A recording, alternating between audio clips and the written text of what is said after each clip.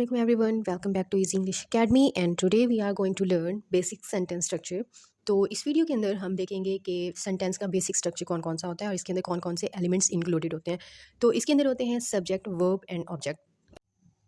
तो अब हम इसको एक एक करके स्टडी करते हैं और फिर देखते हैं कि सब्जेक्ट, वर्ब और ऑब्जेक्ट किस तरह से मिलकर एक सेंटेंस बनाते हैं। So first basic component of a sentence is subject. अब हम देखते हैं सब्जेक्ट क्या होता है। Subject is the noun that perform some action. अब कोई नाउन जब कोई एक्शन किसी सेंटेंस के अंदर रिप्रेजेंट कर रहा होगा, that is called subject. Subject is the topic of a sentence. के जो सब्जेक्ट होता है that is topic of sentence. इसको टॉपिक क्यों बोलते हैं? क्योंकि ये सेंटेंस के बारे में कंप्लीट इन्फॉर्मेशन देता है कि वो जो काम हो रहा है वो कौन कर रहा है, किस पर कर रहा है और क्यों कर रहा है। तो ये तमाम जो क्वेश्चन होते हैं बेसिकली ये सब्जेक्ट हमें प्रोवाइड करता है। ये information tells about the sentence. ये सेंटेंस के बारे में हमें कंप्लीट इन्फॉर्मेशन देता है। Grammatically noun controls a verb and it agrees it according to its number. अब जो वर्ब होते हैं they agree with subjects number के। अगर सिंगुलर होगा तो किस तरह से वर्ब आएगा, अगर प्लूरल सब्जेक्ट होगा तो किस तरह से वर्ब उसके साथ एग्री करेगा। तो ये तमाम जो है वर्ब का अपीयरेंस अकरेंस ये डिपेंड करती है सब्जेक्ट के ऊपर। इसकी एग्जांपल हम देखते हैं, अली प्लेज क्रिकेट। अब यहाँ पे अली जो है ये कोई एक्शन परफॉर्म कर रहा है और ये टॉपिक ऑफ द सेंटेंस है। तो अली प्लेज क्रिकेट। अब यहाँ पे हम देखते हैं कि अली जो है सब्जेक्ट है और ये सिंगुलर है, तो इसके साथ जो वर्ब आया है that is also singular, plays. तो ये सिंगुलर है। इसी तरह they are preparing the dinner. तो यहाँ पे जो दे है इसके साथ वर्ब भी प्लूरल आया क्योंकि यहाँ पे सब्जेक्ट प्लूरल है और यही सब्जेक्ट है क्योंकि कोई एक्शन परफॉर्म कर रहा है, प्रिपेयरिंग द डिनर। इसी तरह she sings the song they are living for Karachi. तो इन तमाम एग्जाम्पल से हमें पता चलता है कि जो नाउन को एक्शन परफॉर्म करता है दैट इज़ कॉल्ड सब्जेक्ट और यही सेंटेंस का टॉपिक भी होता है और ये कंट्रोल करता है वर्ब की अक्रेंस को। अब यहाँ हम देखते हैं थोड़ा सा सब्जेक्ट वर्ब एग्रीमेंट को कि सिंगुलर वर्ब होगा तो उसके साथ किस तरह से, सिंगुलर सब्जेक्ट होगा तो उसके साथ किस तरह से वर्ब आएगा और प्लूरल होगा तो उसके साथ किस तरह से आएगा। When a subject is singular, the verb will also be singular and it will take s or es with it. For example, she goes to grocery store. अब यहाँ पे she singular subject है तो इसके साथ जो verb आया है that is also singular और इसके साथ es लगा है। she goes to grocery store। तो इस तरह से जब सब्जेक्ट हमारे पास सिंगुलर होगा तो इसके साथ जो वर्ब होगा that will also be singular। अब नेक्स्ट है प्लूरल सब्जेक्ट एंड वर्ब। अब जब सब्जेक्ट प्लूरल होगा तो उसके साथ वर्ब भी प्लूरल ही आएगा। For example, verb does not take S और yes with it। इसकी एग्जाम्पल है दे प्ले क्रिकेट। अब यहाँ पे दे जो है दैट इज प्लूरल सब्जेक्ट और इसके साथ प्ले एस और यस नहीं लगा वर्ब के साथ। तो ये all depends upon the number of subject. अब यहाँ पे हमारे पास कुछ एक्सेप्शंस आती हैं। For example, use of and या इसी तरह से और नॉर। तो ये जो चीज़ें हैं इनके साथ जो सब्जेक्ट वर्ब एग्रीमेंट होगा that will be something different. जब एंड चूज़ करेंगे, and makes the verb plural. अब किसी सेंटेंस के अंदर जब एंड आएगा तो जो वर्ब होगा वो प्लूरल हो जाएगा। For example, John and Alexa are happy. तो यहाँ पे देखिए जॉन एंड एलेक्सा ये दोनों सिंगुलर है लेकिन इनके दरमियान में जब एंड लग गया तो ये दोनों सब्जेक्ट मिलके प्लूरल हो जाते हैं और इसके साथ जो वर्ब यूज़ होगा that will also be plural. अब नेक्स्ट है हमारे पास और नॉर की कंडीशन के और नॉर का यूज़ किस तरह से वर्ब को इफेक्ट करता है। Verb agrees with the closest subject. अब और नॉर के बाद जो सब्जेक्ट यूज होगा दैट विल डिसाइड कि जो वर्ब होगा सिंगुलर होगा या प्लूरल होगा। तो इसकी एग्जांपल हम देखते हैं, neither the teacher nor the students are late. अब यहाँ पे जो फर्स्ट है नॉर से पहले जो सब्जेक्ट आया that is singular but the second subject the students is plural. तो इसके अकॉर्डिंग जो वर्ब यूज हुआ है दैट इज प्लूरल। तो यहाँ पे हम देखते हैं neither the teacher nor the students are late. अब सेकंड वर्ब के क्लोजेस्ट जो सब्जेक्ट है दैट इज़ द स्टूडेंट्स। जो स्टूडेंट्स यहाँ पे यूज़ हुआ है वो सब्जेक्ट आर मतलब वर्ब के नज़दीक है तो ये वर्ब को प्लूरल कर देता है। अब हम नेक्स्ट कंसेप्ट देखते हैं, abstract noun as a subject. कि एब्स्ट्रैक्ट नाउन को भी हम एज ए सब्जेक्ट यूज़ करते हैं। अब एब्स्ट्रैक्ट नाउन क्या होते हैं, हमारी जो फिजिकल स्टेट्स नहीं बल्कि हमारी जो मेंटल स्टेट्स होती हैं, हमारे आइडियाज़, क्वालिटीज़ और इमोशंस होते हैं, वो जब एज ए सब्जेक्ट यूज़ होते हैं तो वो भी टॉपिक ऑफ द सेंटेंस होते हैं और उनको भी हम सब्जेक्ट बोलते हैं। For example, happiness is a blessing. अब यहाँ पे हैप्पीनेस जो है ये सेंटेंस का टॉपिक है। बेशक यहाँ पे कोई एक्शन परफॉर्म नहीं हो रहा लेकिन ये सब्जेक्ट है। Justice is a part of her personality.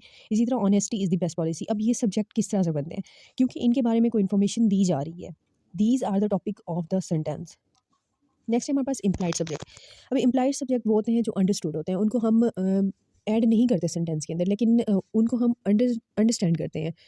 हमें पता होता है कि ये सब्जेक्ट्स हैं। For example, when the subject is not directly stated rather it's understood. कि ये जो सब्जेक्ट होता है ये अंडरस्टूड होता है, हम इसको डायरेक्टली स्टेट नहीं करते।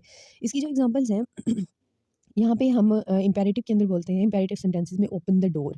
Leave the topic, take some rest. तो इन तमाम सेंटेंसेस के अंदर जो हमारे पास अंडरस्टूड, हम किसको बोल रहे होते हैं, यू, सेकंड पर्सन को बोल रहे होते हैं। तो जो सेकंड पर्सन यू है यहाँ पे, that will be the subject of that sentence. You open the door, तुम दरवाज़ा खोलो, you leave the topic, you take some rest.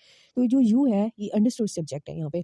ज़रूरी नहीं है कि हम इसको यहाँ पे लिखेंगे तो ये सब्जेक्ट होगा, बल्कि हमें पता है कि यही सब्जेक्ट है। नेक्स्ट कंपोनेंट है हमारे पास वर्ब।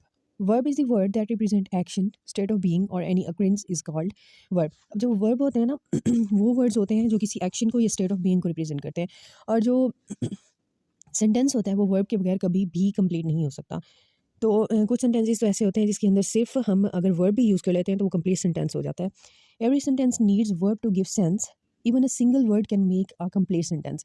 जैसे हम बोलते हैं गो, तो ये एक पूरा सेंटेंस बन जाता है ना। यहाँ पे सब्जेक्ट को हमने मेंशन किया है, सब्जेक्ट यहाँ पे इम्प्लाइड होगा कि वो अंडरस्टूड होगा, यू गो। और इसी तरह यहाँ पे ऑब्जेक्ट की ज़रूरत भी नहीं है, तो एक सिंगल वर्ड, सिर्फ वर्ब ने पूरा सेंटेंस बना दिया।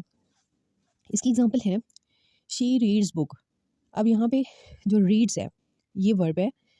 आई will invite my friends to the party, eat, drink, open, close. तो ये सिंगल वर्ड्स दिए हुए हैं, ये as a whole sentence work करें। देखने में तो ये सिर्फ एक वर्ड है, लेकिन ये पूरा सेंटेंस बना देते हैं। अब हम देखते हैं टाइप्स ऑफ वर्ब के वर्ब की कौन कौन सी टाइप्स होती हैं। First of all we have transitive verb.